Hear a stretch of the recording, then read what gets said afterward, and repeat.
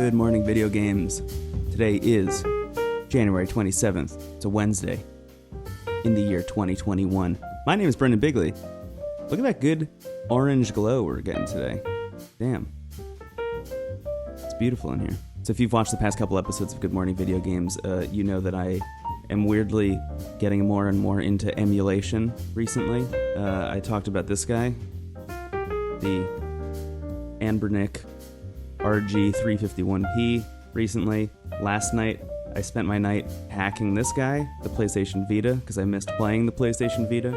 And weirdly enough, Plex has announced this, Plex Arcade. If you've never heard of Plex, Plex is essentially a way for an individual or a group of people to create what's known as a media server, which allows you to upload all of your video files or audio files or whatever and access them kind of wherever you want. So this server is essentially streaming your own media out to other places.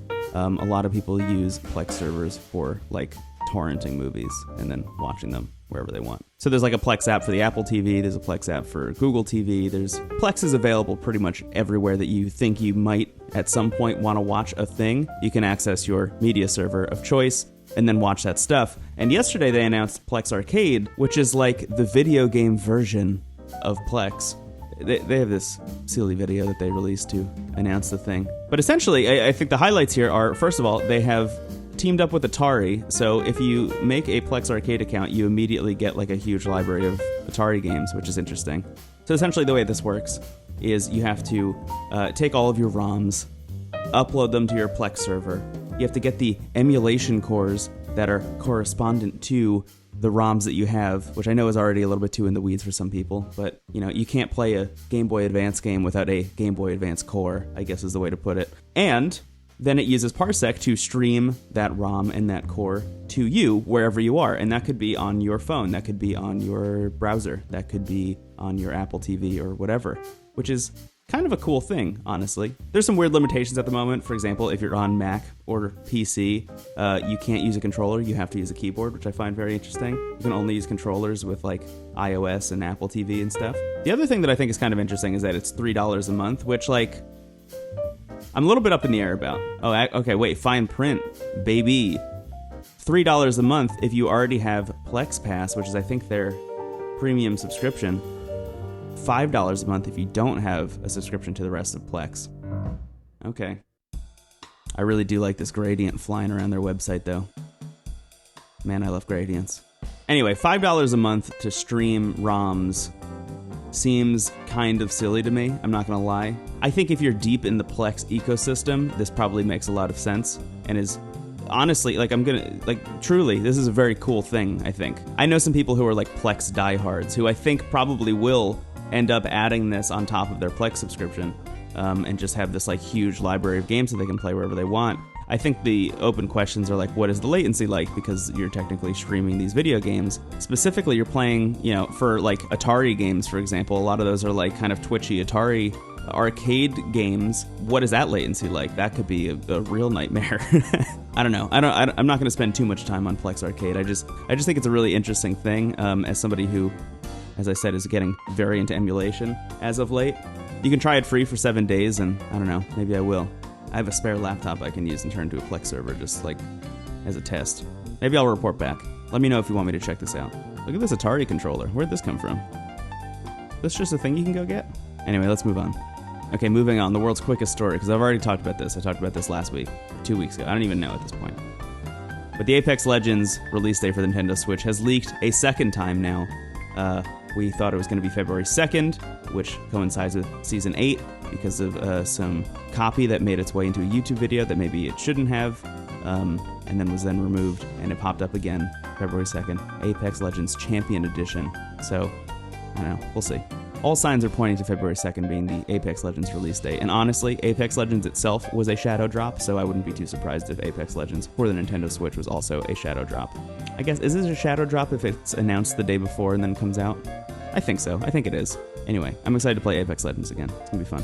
Up next was kind of a surprise for a lot of people, but there's this game that's called Biomutant. It got announced in 2017, and people have been wondering where it's at for like ever. So it got announced in 2017. When they announced it, they said coming 2018. And then, a long time went by. At some point in 2020, the developers said, THQ Nordic, said that it's in like the end states of production.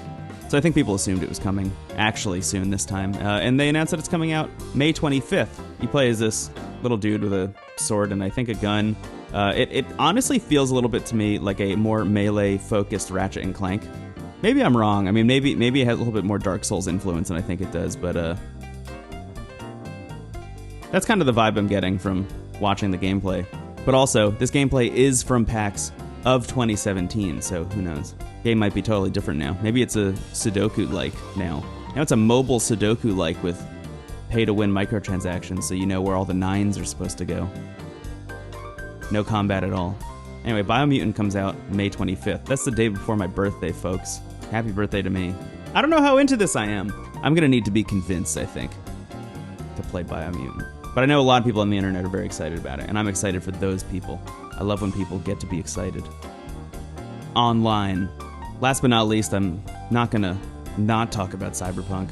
CD Projekt Red released modding support tools, which are essentially tools that allow modders to make the tools to then mod the video game.